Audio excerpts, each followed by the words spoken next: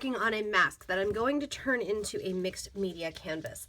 And the thing with a project like this is that you're going to want to think about how you want your finished piece to look before you start gluing down bits and pieces. Now, this particular project is inspired by my French Quarter kit. Here you can see a lot of the goodies that are in here.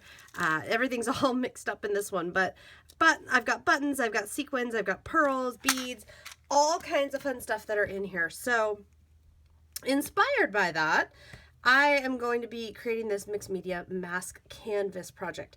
Now I'm taking some gold acrylic paint. I happen to be using Dina Wakley for Ranger in Gilt.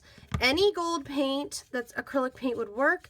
This is a paper mask that I picked up at the craft store, and I'm just going to give it a nice thin coating all over.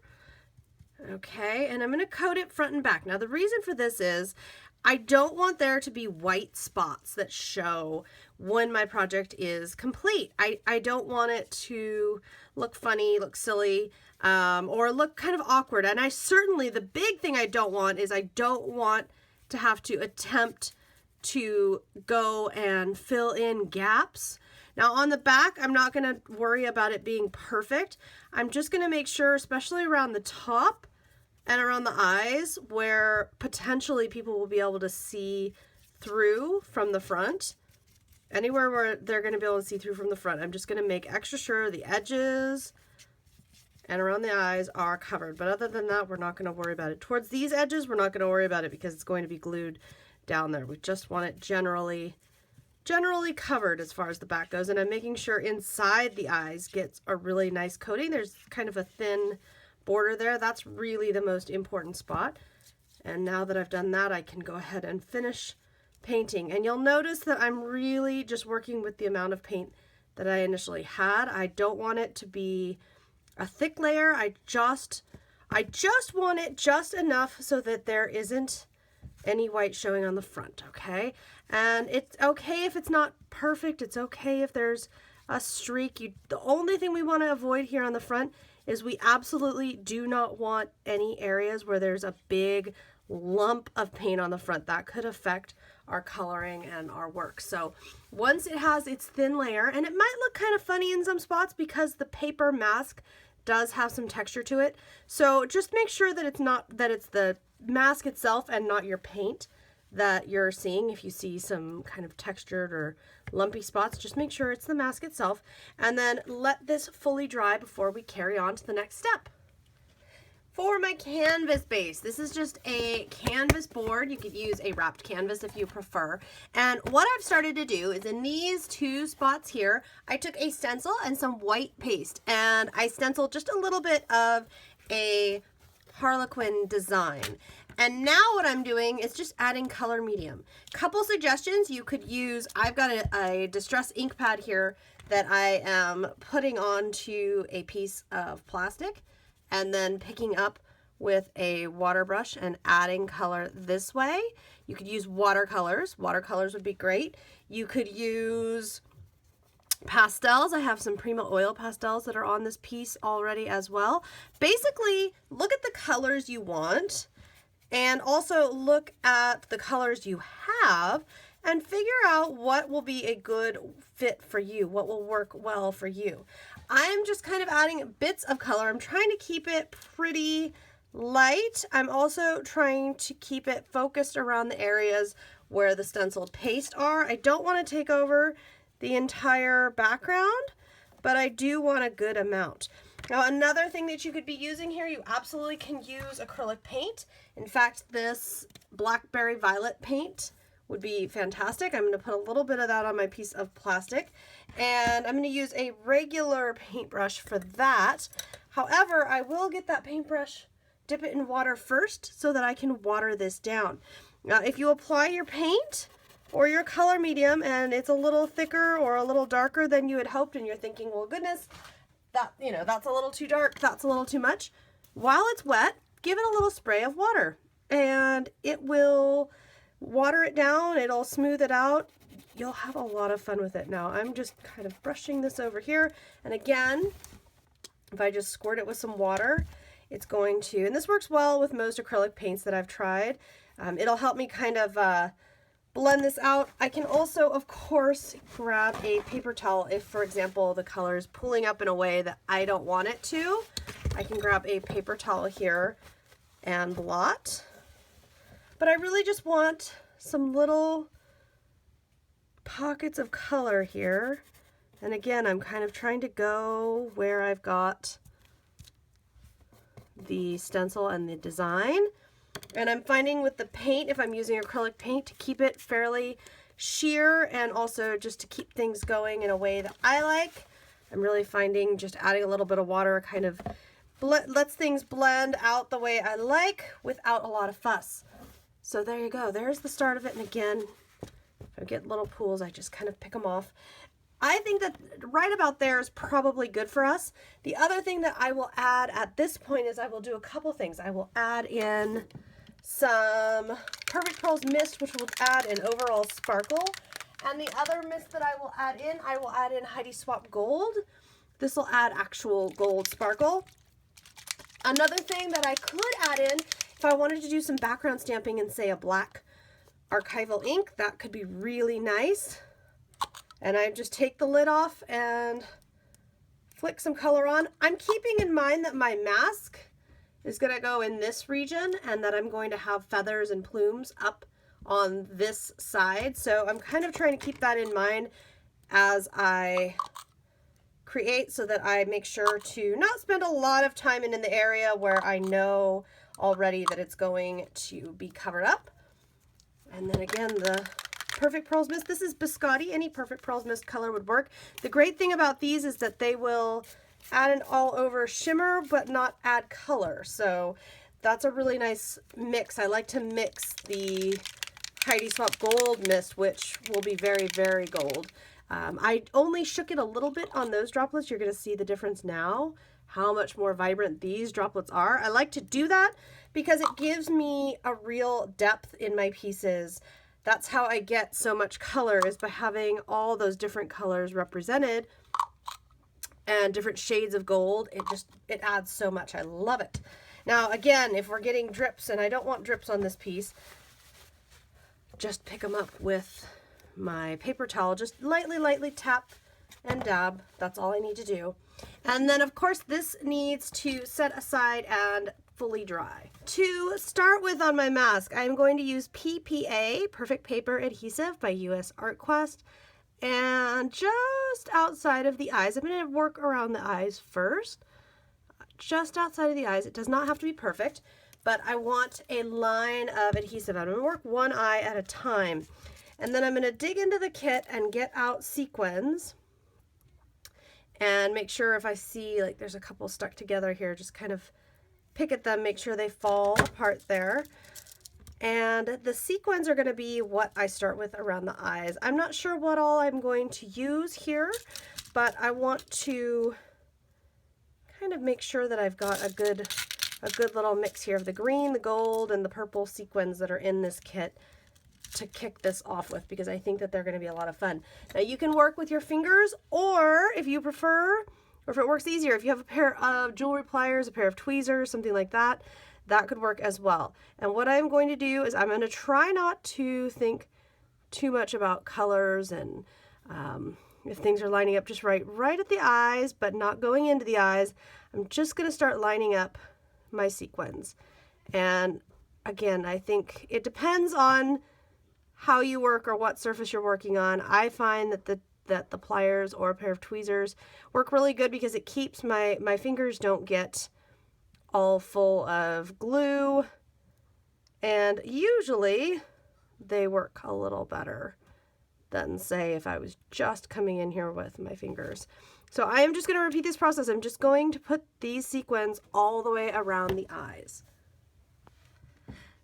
As you can see, I've glued quite a few things to this mask. I didn't do this on video simply because, guys, all you are doing is just gluing things into place. I chose to use the pearls all along the edges. As you can see, I finished the eyes with the layer of sequins around them. On this side, I glued a feather as well as 3 buttons from the kit and a few extra sequins. On this side, I glued 3 more buttons and a couple sequins extra as well. So what I love about this is it took a bit of time, probably about an hour, but by working on it just piece by piece, allowing things, for example, I worked on this side, let everything dry, then propped it up this way, let everything dry. So by doing it this way, what I have done is really made it easy for me to now take this mask and turn it into a mixed media canvas piece. So positioning this on the background that we already have in works, I really like where we're at color-wise, but I want to add a little more contrast. I want add a little more of the greenish hues, and I also want to add a little bit of black. I'm going to add the green first, and to add the green, I'm going to go in with some oil pastels. These are water-soluble oil pastels, and I'm going to scrub a little green here, and I may need this other green color as well. I'm going to add a little more green in here. I just felt like there could be a little more of it, both the lighter green and the darker green. And I love how easy this is to do. We're not making anything super complicated. We are just keeping things nice and simple. And then I will just grab I have a water brush. You can use a paintbrush that's wet. Either way works. And just squeeze a bit of water so that we get the color flowing. And blend this in. And how smoothly we blend it in or how much we blend it in, totally personal preference. It's up to you.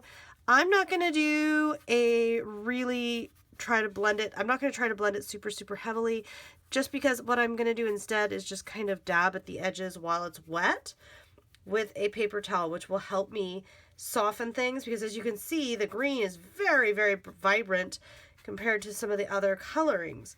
So we don't have to worry about that, because I will just take my paper towel, and I'm going to take just a little bit of paper towel here, and I'm just going to very lightly kind of pull at the edges, tap at the edges. And if I take too much, don't worry about it. If you take too much, you can come back in and relayer a little more color. The reason I'm going to do it this way is it just kind of lets me control a little more. The other thing we can do if we want to kind of spread the color out a little more naturally is squirting it with water, not dumping water, not using a paintbrush and water, but squirting it with water. You can see how it helps blend and spread that color, and I really like that. And between blotting and the blending and spreading with water, I'm really happy with this. So we just need to let this dry before we stamp on it. Once this has dried totally, we can move on to stamping. And I'm going to stamp with an archival ink. I'm going to stamp with an archival ink because I don't want it to react in case I add more splatters, more mist, anything. And I'm going to place this back down just to look at where colors are even showing up and where I want my text to show up. Now I'm using a kind of a scribbly text stamp. This is an unmounted rubber stamp. I'm not going to try to mount it. When I work on mixed media pieces like this, I don't tend to want to have this mounted because I like to be able to just stamp parts, and I'll show you what I mean. For example, this middle piece, if I just want to roll a little bit of it, just the middle on top of my pattern there, it's much easier to do if I have got this unmounted. So I'm going to put a little more, let's put a little up here, and it's a lot of fun to do this. It really is. I really like how I can get more, and this whole area doesn't really show up, so I'll put a little there, a little there, a little down here perhaps. And you don't have to re-ink every time. You can absolutely just kind of tap a little here, tap a little there, and I can keep, now this is why I finished my mask before finishing the background, because I can keep placing the mask back down and thinking, looking at it, considering it, is it how I want it? Do I want to make it any different? Is there anything I'd like to change?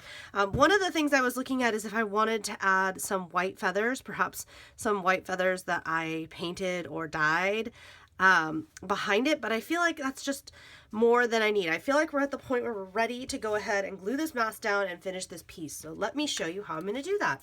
I am going to, along this side, actually along both of the sides, I'm going to run not a huge amount, but a fair amount of adhesive, and I'll run it up onto the feather a bit, and I'll repeat on the other side, and I'm trying to be as quick as I can here along the edges and place it down where I want it.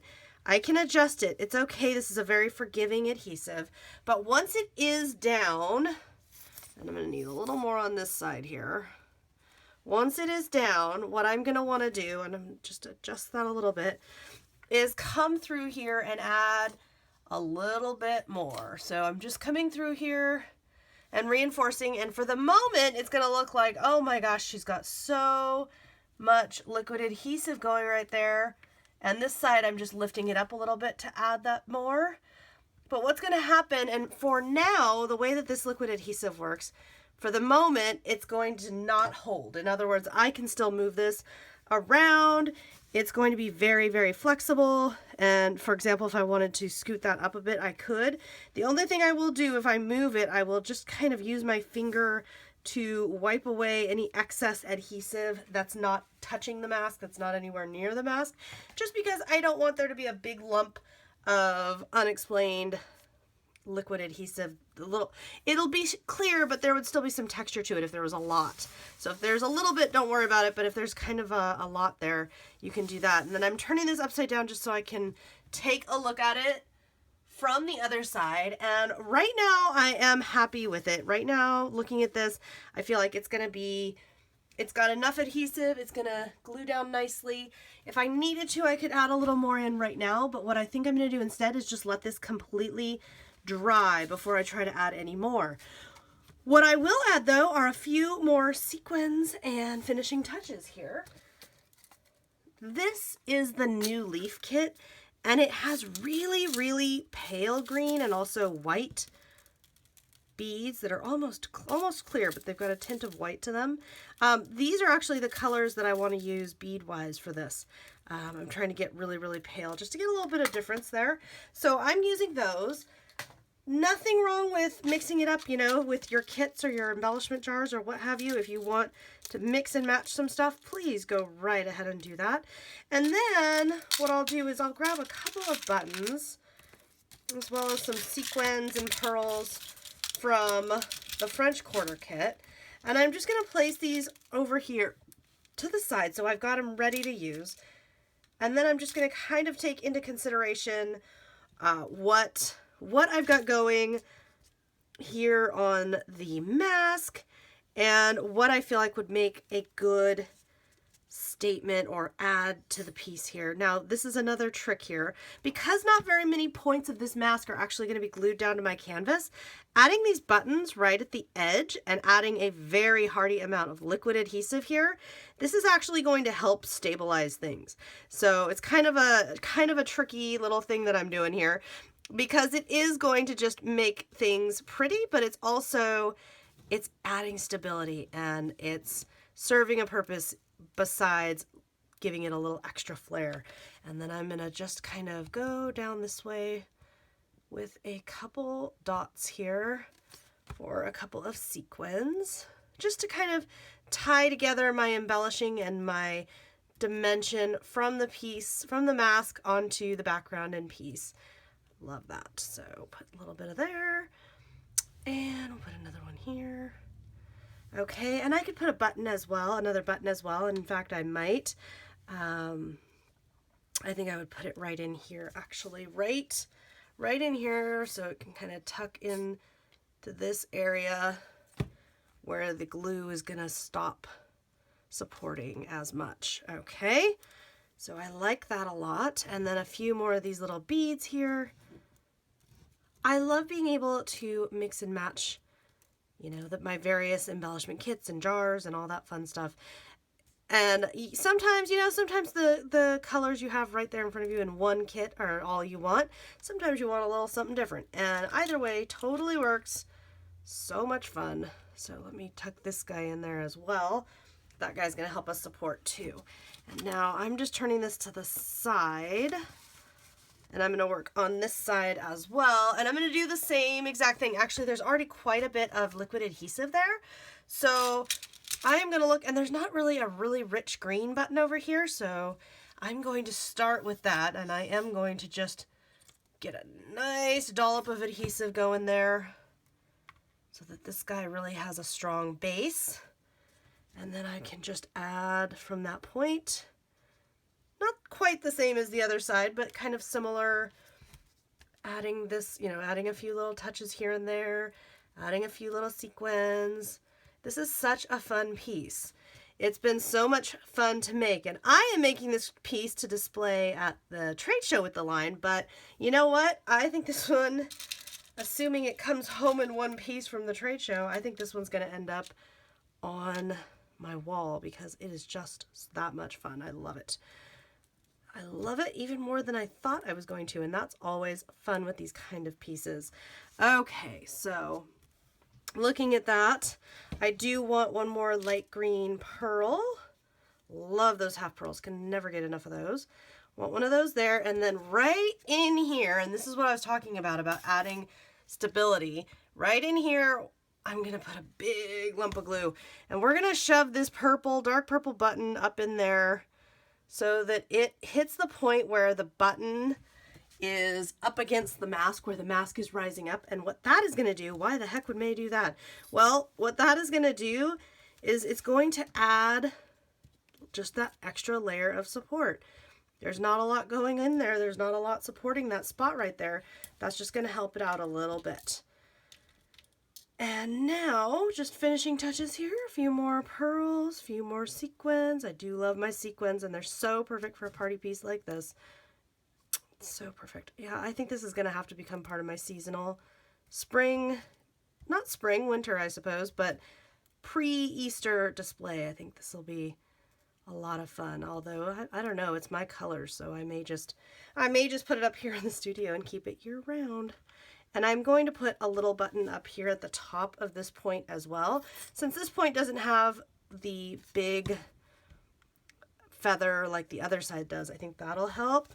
And then again, with just a couple little dots here, let's add a few little sequins. And we're just about done. And yes, I do sometimes work sideways like this, especially a piece like this where I don't want to bump things up and down. I want to be really careful where things are positioned and not mess them up, leave them alone kind of a situation. So working sideways like that worked really well for me.